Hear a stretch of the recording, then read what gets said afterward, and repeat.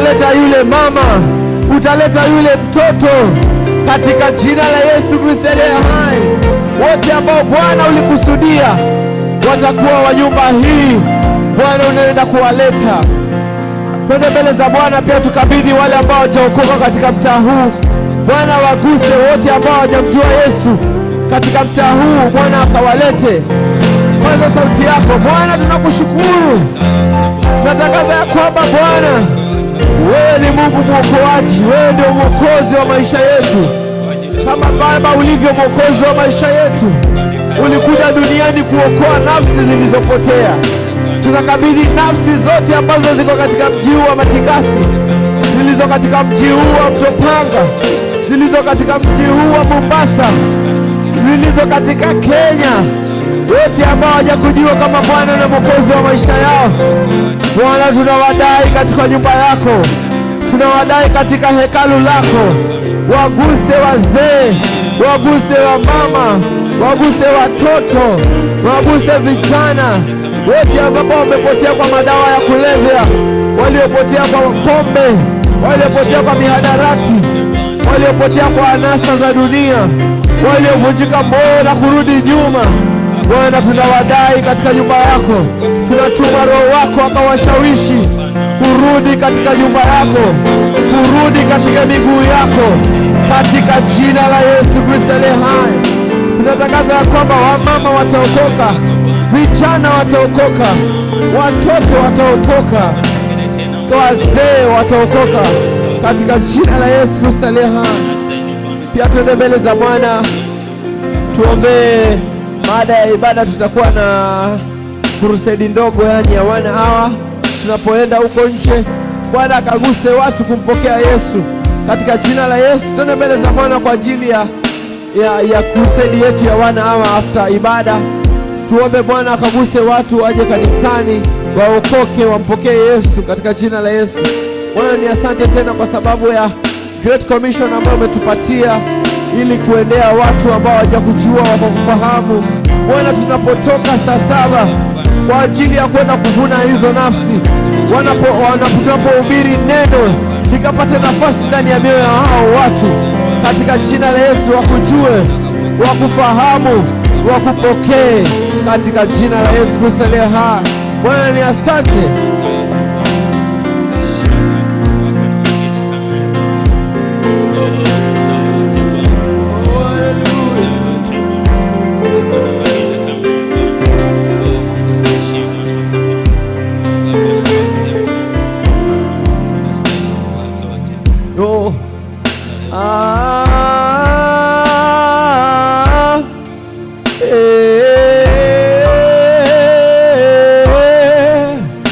Yesu astahili heshima na utukufu.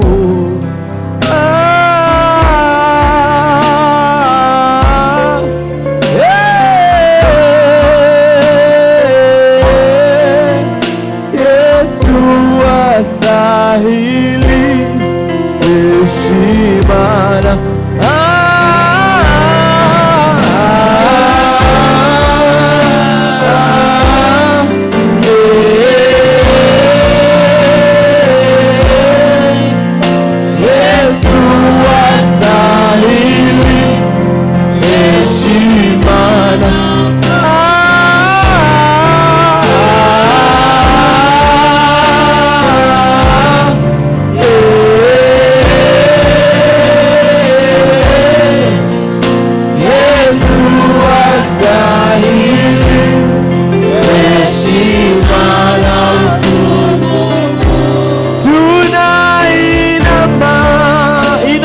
za Bwana, tunainuka,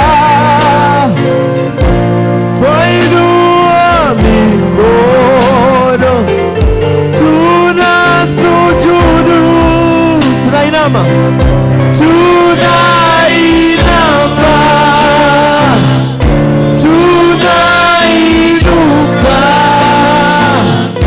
twainua mikono,